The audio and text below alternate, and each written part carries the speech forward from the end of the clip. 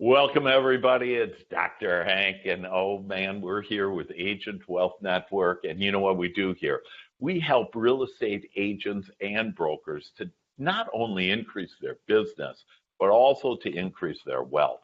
And every week I have somebody very special on to share something that is unique, something that, they really understand about real estate or whatever. But one of my agenda items that probably I haven't shared with you is what I want all of us to do is to become more than just a realtor, more than just a salesperson.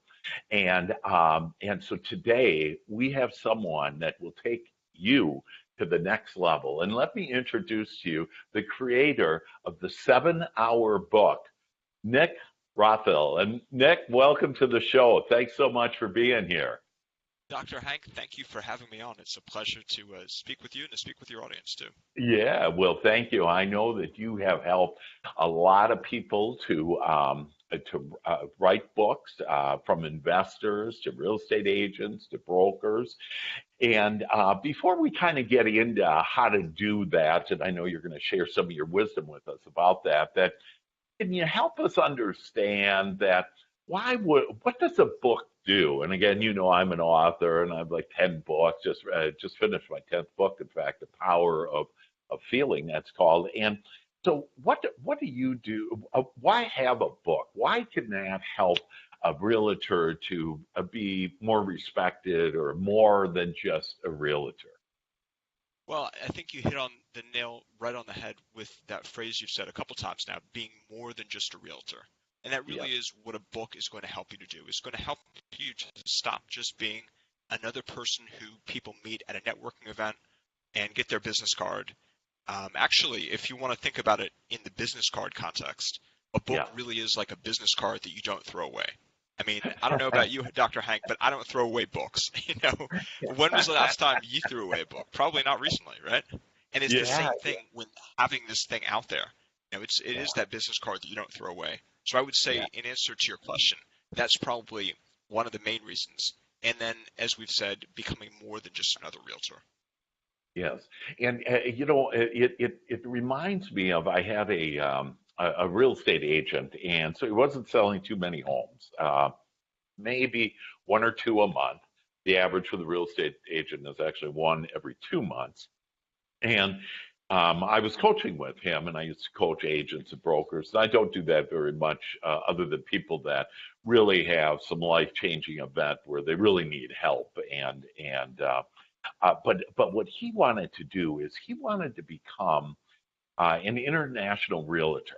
And so here he was just a mediocre type of realtor guy. And he got this thought about, I want to become an international realtor. And he did, by the way, become that. But one of the things that he did, he wrote a book. And that added that credibility. And it was the book of international, real estate. And he really didn't know anything about that other than he wanted that.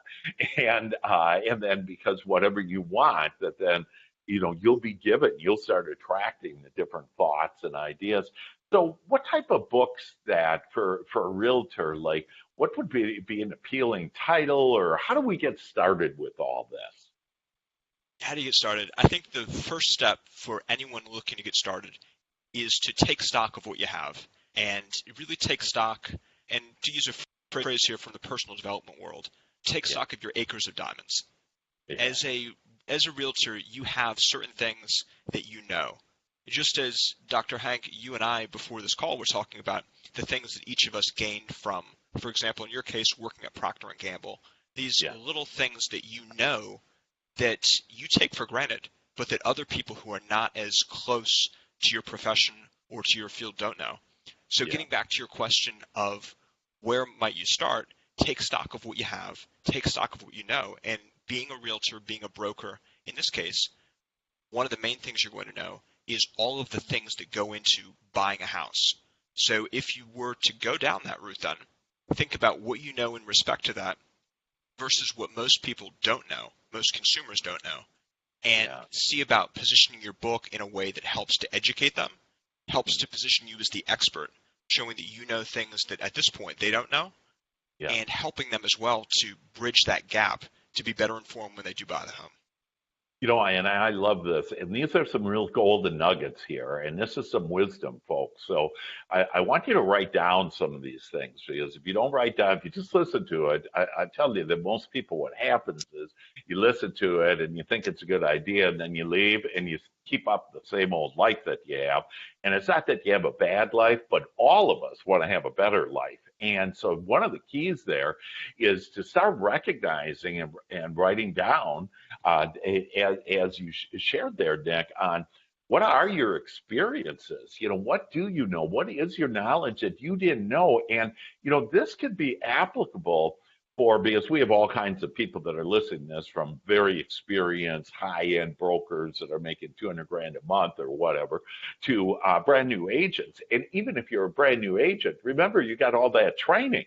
And so, just with all that training that you have, and as you start, it's almost even better if you're brand new to kind of, you're going to be stumbling into things and realize, oh, look at that. And so it won't be such second nature as if, you've been in it for a while. So what are some other points on like, so what would I title the book? Like, are there some good key, phrases that I would have, or what are your thoughts on that? I think it comes down to how you want to position the book and what your own personality is. So, for example, if you want the book to be more of a sales and marketing oriented direction, then you're going to want to use copywriting. You're going to want to go all in on copywriting and think about the words and the phrases that from the copywriting world sell. So you're going to want, for example, to put in secrets. You're going to want to put in the truth about. You're going to want to use all of these phrases that you see in ads, or that even when you look at things on Google, for example, and you see, a headline, the truth about ... and it makes you click. You're going to want to make your title very clickbait oriented if that's your goal. If your goal, on the other hand, though, is to write a book, for example, that's going to be a legacy piece. I mean, maybe you're not necessarily doing this to attract clients and leads. You're doing this because after 20 years in the business, you feel really a connection to your community and you want to leave something behind. If you're going in that direction, then you're going to want to totally ignore everything I just said about the copywriting and title it maybe something more sentimental. And I think an example of that, a big example, would be the book, it came out about a year ago, that Buffini put out, his immigrant story, right? He's definitely not doing that to attract leads to his business. I mean, Buffini Coaching Organization doesn't need any more. But he's putting out a book like that instead to cement his legacy and to really advance some key ideas. So I think that there really are two strands and two paths you can go down within that. So the leads or the legacy. And it really is your choice as an agent. Yeah, that's great. As you say that, I really hadn't put it in that context, but like in my book, like the happiest man in the world is probably the legacy, and a lot of it is I just want to share it with the world and to know these truths about how life plays and how you can make life be more successful. But I also have the 13 steps to more money. And so, so like, hey, more money, that's probably one of those, marketing things on that. Hey, what do we want? We want more happiness and we want more money, right? And more business and whatever that, can be. And so what about like stories? Do you use stories like, you're famous for creating a book in 7 hours, and basically is just being on the phone with you for 7 separate hours and you asking the right questions and whatever. And how much of stories are involved in whether it's a legacy or for marketing? And let's probably look more at marketing and that, hey, I want to, so can we start with like, if I want to get more listings, what would be a good name of a book for listings? That's tough, coming up on the fly like that. Yes, a great question, Dr. Hank. I think in that case, selling your house. The secret to selling your house, maybe, or that could certainly work in the right case. I think going back though to your broader question about story, that's really going to depend on, again, what your goals are. So if your goals are to position yourself as an expert, one example of a story you might tell is how you went from being uninformed, like your consumer is, to now being this expert. So your road through the trenches to real estate, maybe some deals you did initially, showing that you've learned quite a bit about the deal Yeah. making process and how far you've come. So it Yeah. might almost be an origin story, for lack of a Uh, better term. So your yeah. origin story as a realtor, going Uh, from zero to hero, as the expression goes, and really becoming somebody. Yeah, I love that. Zero the hero. And, all of us really have been on that to where we've all had our challenges. And again, it doesn't matter where you are, how long you've been with real estate, you've had your challenges and you found that, you came to real estate. One of the reasons why we come to real estate is because we have more freedom. And that's what our soul wants is more freedom and freedom as far as like if we compare it to corporate America, we certainly don't want that. So probably a lot of people could relate to, hey, I'd like to, I can relate to, yeah, not liking corporate America and then becoming a real estate agent, and then probably the trial and tribulations. In other words, those clients that could have lost a lot of money, or it could have fell through, but that they saved the deal, and so those type of things. So, what's the best story that you've heard? Oh man. Well, Yeah. that's a tough one. That is a very tough one. I mean, I've certainly one that always comes to mind is the immigrant stories. I mean, there are quite a few immigrants who've come to this country and really made a name for themselves and worked their way up, through good, decent, honest, hard work. So that kind of a story is always good to hear and encouraging, and proof as well that, at least to my way of thinking, the American dream isn't dead. I think that there's still plenty of plenty of life in it. So I Yeah, think that that's always a good story that comes to mind. absolutely. I love that. And so we talked about, writing a book, it'll give you credibility, you'll be able to attract more listings, more buyers, kind of depending on what you're doing. And so tell me, how difficult is it to write a book? Can you kind of take us through the process of how do you do this, and how do you help people write a book? Sure. Well, the first thing we do, first and foremost, in helping people to write a book, Mm, is to give them the confidence in themselves that they can do it. And the reason I say that is because while we do help people with the book writing process and publishing process, we're always happy in the cases when it happens to have those calls where we end up talking someone into writing the book themselves and not even needing us.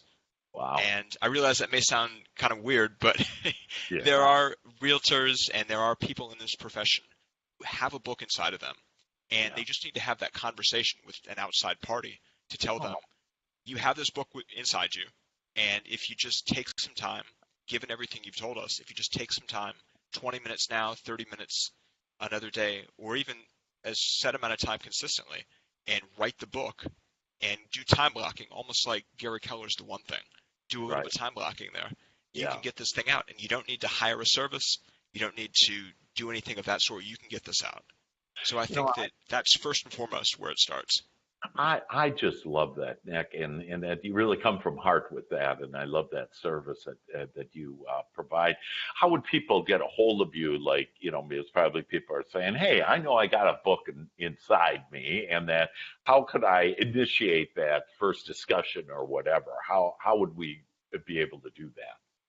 Sure. Well, the way that it starts is you can go to our website, Okay. contentcorps.net, contentcorps.net, Okay. and we have a contact form on there. Just fill that out, and then we'll be in touch to schedule a 20-minute conversation just to Oh, see if they have the book inside them or if it would make sense potentially to work with us. yeah, that's fantastic.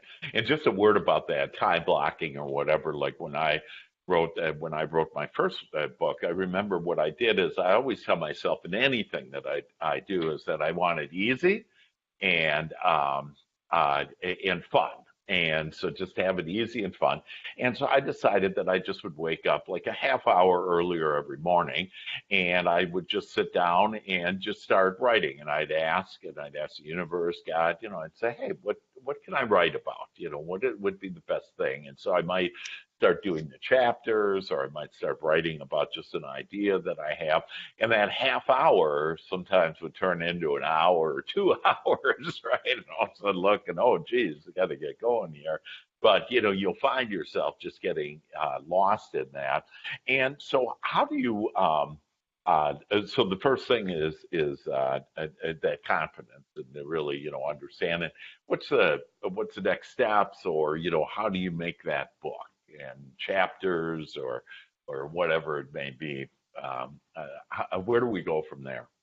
Where do we go from there? That's a great question. After talking with them, if we do find that maybe they do have too much on their plate to do with themselves, or maybe their writing just, for better or worse, isn't there, then we would continue the conversation and determine what would make the most sense in terms of a plan to work with them. And based on that, the core, though, of what we are offering, the 7-hour book, is 7 one-hour calls over the phone. Okay. And that's the only quote-unquote work they need to do. Just show up, answer some questions, talk with us for 7 one-hour calls. And the book gets made based on that. And I emphasize the 7 one-hour calls because this is not 7 straight hours on a call. And I don't think anyone. I don't think anyone. Maybe Tony Robbins because he's got all that energy, but I don't think anyone can do 7 straight hours on the phone. The 7 one-hour calls. I'm with you, Nick. It doesn't sound like fun if we have that, for sure. And so, can you tell us then on how do you develop a book? Like, do you start with the chapters first, or do you start with the content, or how does that kind of get in? So let's say I have a title, and it's The Secret to Selling Your Home, and whatever for most money or whatever, and so we have a title, and then how do we go from there? Like, is there a process that you could share with us that you typically go as far as steps on? Is it chapters, or is it content, or where is it? Sure, we're very big on having an outline and a skeleton before the project even begins. So, for example, the quote skeleton or the outline would be that your book is going to be, just as an example here, the 5 principles to selling your home. So chapter 1 would be an introduction, then 5 chapters in the middle covering those 5 principles, or the 5 principles to being an effective realtor, as another example. And then each of those 5 would be followed at the very end by the conclusion chapter. So you would have the introduction, you would have 5 core chapters, each one with a principle. And then at the very end, you would have the conclusion. So doing the math there, that's 5, 6, 7. 7 sections of the book, 7 calls, 1 per call. And that would be an example of how we might do it. That's great. That's great. And I like that 7's a spiritual number, and it all just plays well. So I like that 7. And how many pages do you have per chapter then, typically? Is there a rule on that, or? That is another good question, because it does depend to an extent. And I'm saying that very specifically because it's not going to be a 1-page chapter. I mean, I think Who Moved My Cheese can get away with that sort of thing. But no, these chapters are, I would say on average, probably a minimum of about 15 pages. And another project that we're just wrapping up right now, the chapters went very long, 35, 40 pages. Yeah. But the goal in this particular case with the recent project is that their organization is really trying to make more of a textbook. So each chapter needs to go very, very into depth. But I would say on average, probably about 15, maybe 20, 25 if you're pushing it. Okay, great. And so now we have the title, we got the content, we talked to you, we got those, 5 principles, the intro, the conclusion, and so we have that book. And then what's next? Like, do I have to buy a certain number of books, or is it on Amazon, or how does all that play out? Well, you're definitely going to put it on Amazon. Amazon being the preeminent online sales platform. Yeah. In terms of buying a certain number of books, that's really not how we structure it. This is also, just to be clear, this is not a publishing company. Uh-huh. Our operation is not a publishing company. Our operation is based on getting people to have the text, which they can then get published through Amazon or through one of the hundreds, if not thousands, of independent printing offices out there. Yeah. So we help you to get the meat together. We help with cover design, formatting, that sort of thing. But then in terms of the actual print and the actual fulfillment, we'll help you to find someone who's a good fit for your needs on there. Oh, okay, great. And so in my personal experience, CreateSpace is just amazing, which is part of Amazon. And then they can, publish it right on Kindle and have it on Amazon. And so I have my assistant, so I don't do any of this stuff. I write the content and everything, but my assistant does all of it and, puts it up there and just asks me, hey, how does this look? And usually, I just go fine because I can't do it any other way. And it's, the best way for it's just more effective way for, have her do it. So I have found that it becomes, very easy, but getting that content and the help that you have is really a service. And can I ask, what is the pricing on that? And, or does it vary or where are we with that? Yeah, it definitely varies. It just, there's so many different people we're working with that best answer I could say is it varies. Yeah. Okay. Great.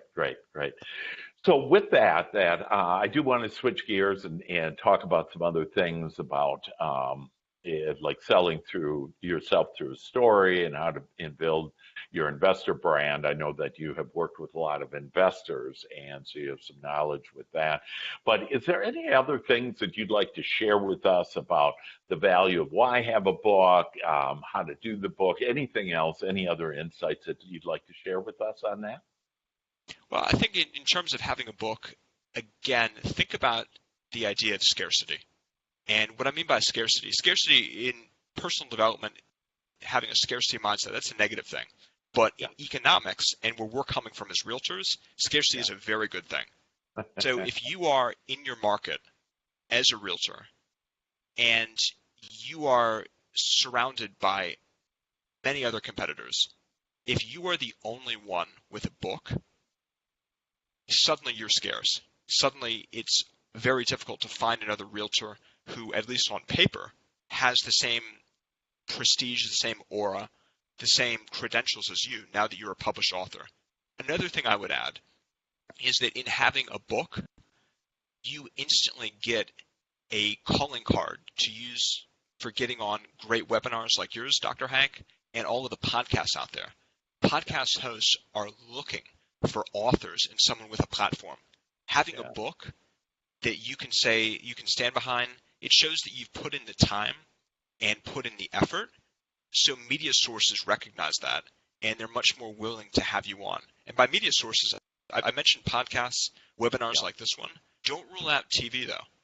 Don't rule out radio. Don't rule out traditional media. We hear all this talk today about new media, and that there's plenty to that. But don't rule out the possibility of getting on TV or, like I said, getting on radio, because that's very accessible to you when you have a platform. And they have really a lot of people, and you make just a great point. There's a lot of viewers out there on TV, and even though there's a lot of different channels, et cetera, that you get on there, and just saying you're on ABC or whatever, it might be the local channel, but that can really do some big things. And do you help to actually market the book then? We do, yeah. We do help with the book marketing. And there's plenty of interesting ways you can do that. Yeah. And so I would say that is your number one value is providing that content and, to actually have the book, if you will, and get you going. That's the other thing, is to just get people to take that step. It's that first morning of writing it, or the first call with you. You just have to start getting it. And once you do, you'll start getting that momentum going. And, and think about how you can share this with your children too, and your children's children, and they'll be talking about that because you have this book. So this is, really a legacy, no matter what type of book it is, and really can be a legacy and really show on just the character that you are with it. The second piece of value that you have is now you're able to market it, because you can write a book, and if you don't market it, that nobody's going to see it. And one of the best ways is to always have it when you're at a listing presentation, put down your book there and have it there. But there's other ways, like you say, there's the media and all kinds of media, from the newer media like these podcasts to the standard traditional media that does impact a lot of people. And so can you share a little bit more on how you market the book then? Is there some techniques or some thoughts you have behind that?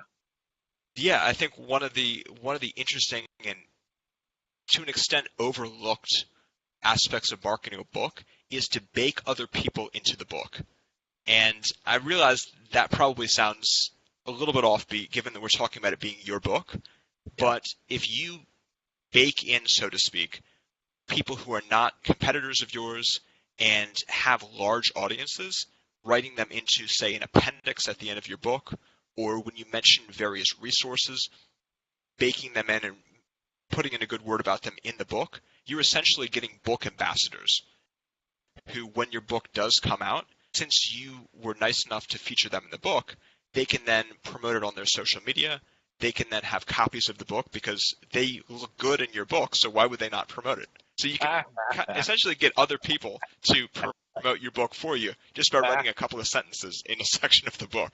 Oh my God, Nick, I love that. That just rocking it. I love the term bake in.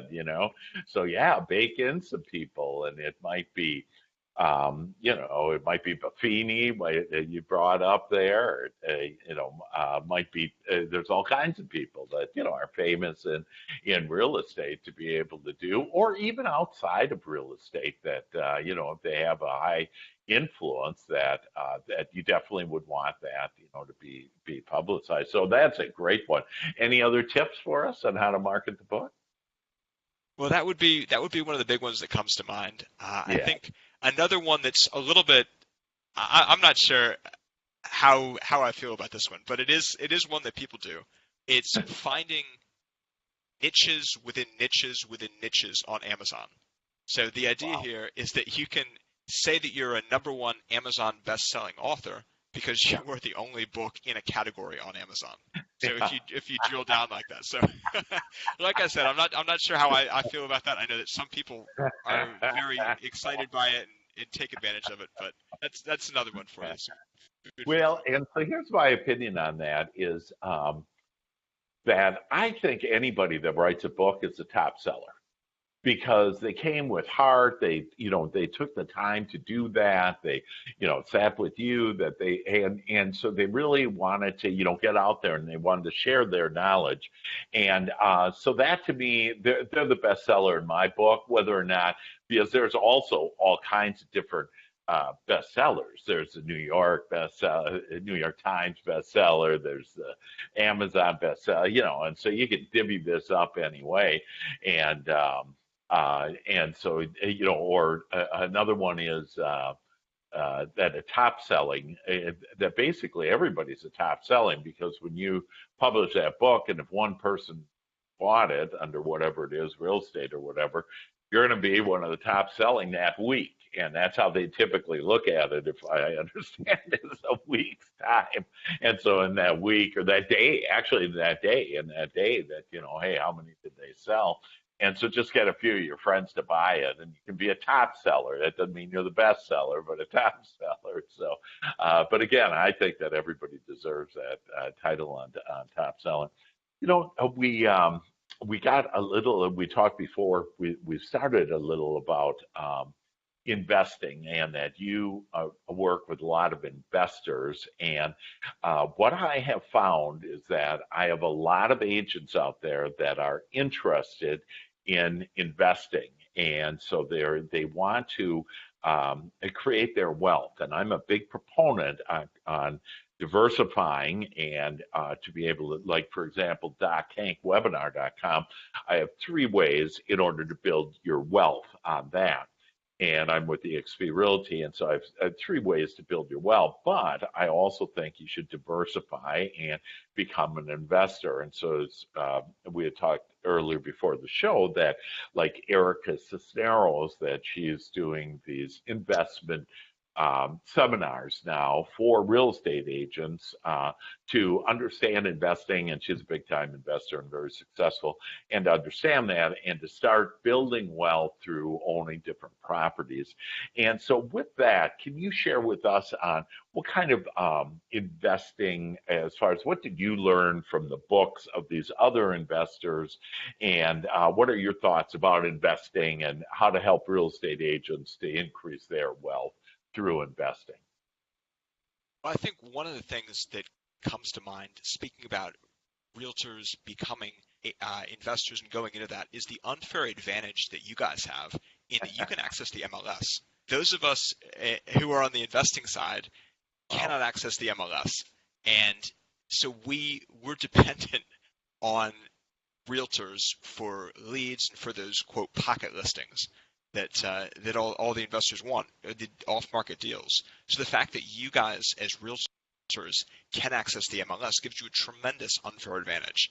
So I think that's one reason in itself for going into the investment category. And then relating to some of the other things you were asking, Dr. Hank, about what have I learned? I've learned that multifamily real estate, as many of you know, is certainly hot right now, and that it is one of those asset classes that supposedly is recession resistant.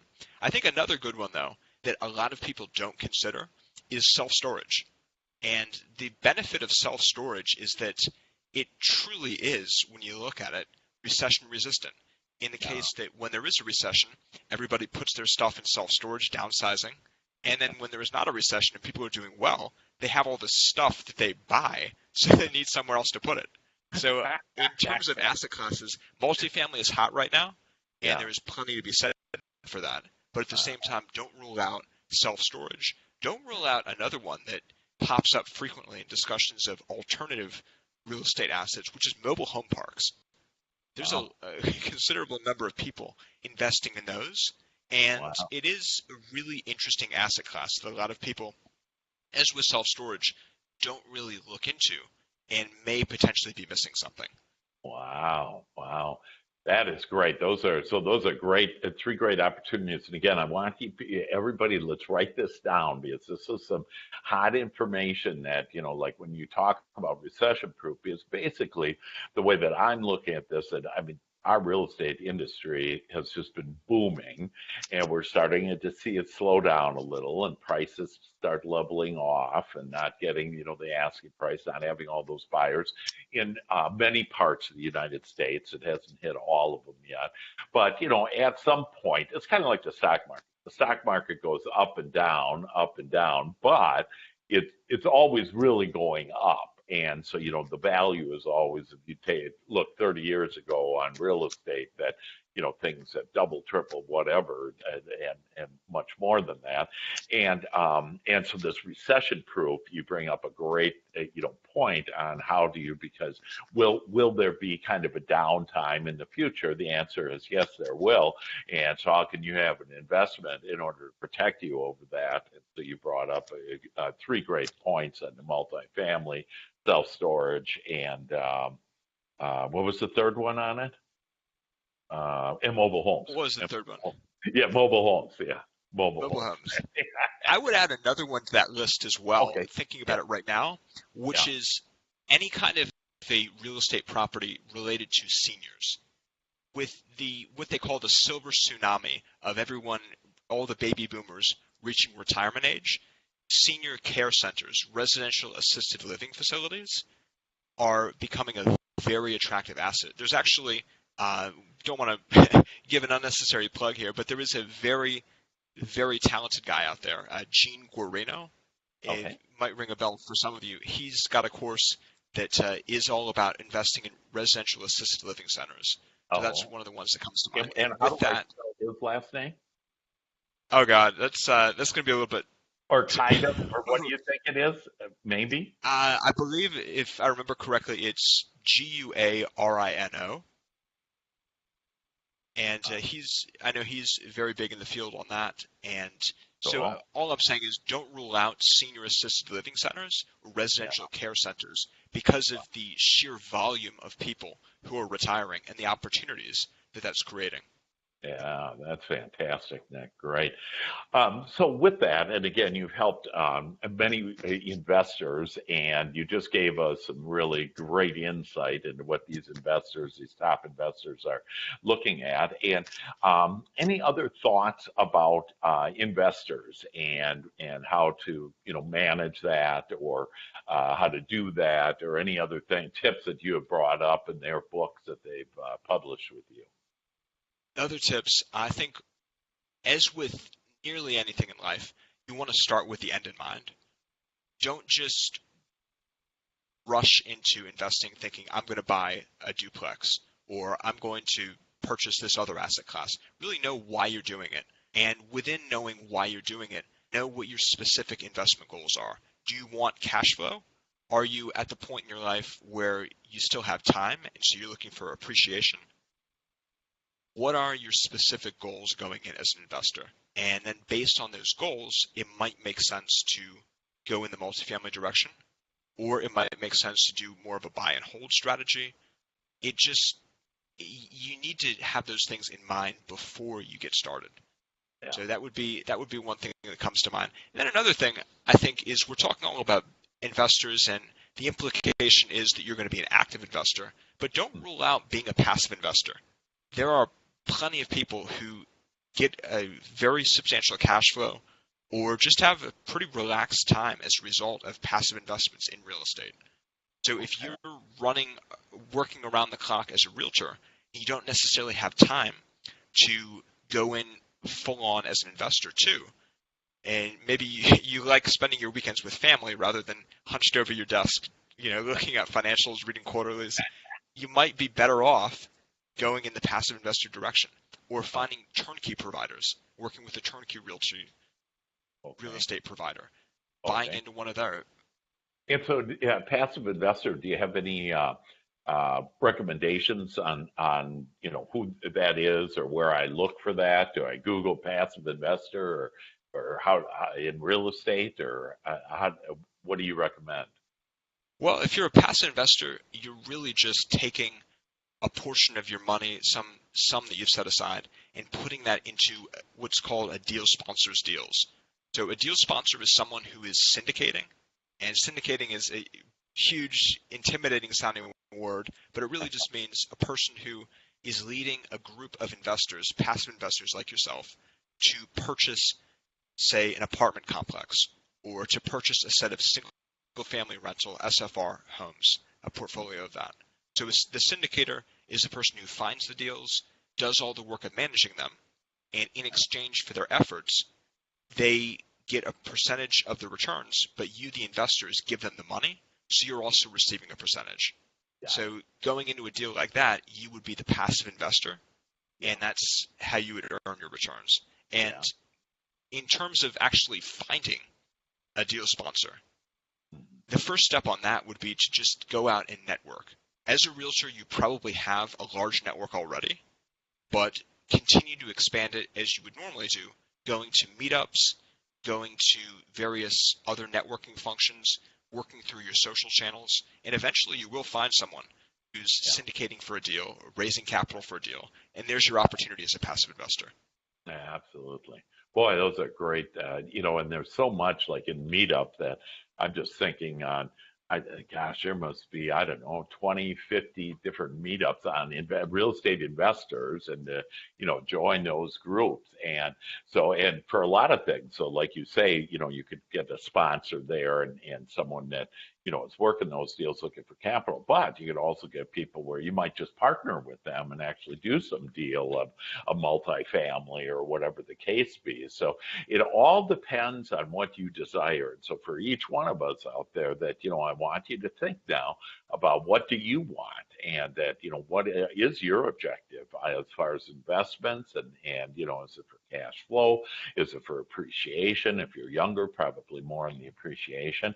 And so some great areas to be able to, resources in order to be able to find those investors. In fact, Nick, you got so excited with publishing all these books with investors that you're thinking about actually getting into it yourself, right? Yeah. It's why not, right? Couldn't be a better time to get into real estate. Yeah, it's a great time to get into real estate. Well, with that, this has just been fantastic, Nick, and we appreciate your input. Do you have any last comments, first of all, on any thoughts about getting this book, writing the Creator of the 7-Hour book? That any last thoughts about the book, and any other little gems, diamonds you want to leave with us before we leave? Yeah, I think one of the diamonds that comes to mind right now would be, for this podcast and for any other podcast that people are listening to, don't be afraid to hit the pause button. And I say that because as we were listening to these shows, there's the tendency to just go through it. But as you mentioned throughout this segment, Dr. Hank, you want to be taking notes. And when an idea does come to your head, that idea is going to pull you away from everything else that's going to be said. So you're going to be thinking about that idea while the host or the presenter continues talking. So you're going to miss, in all likelihood, you're going to miss the other things that they're saying.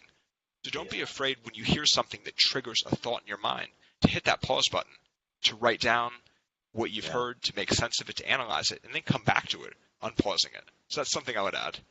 Nick, that is just really an amazing, amazing point. And that I just heard, I had someone join with me at EXP 2 weeks ago, and I have four modules of training in order to get up and running on this leads program, America's #1 leads program, that you basically get for free.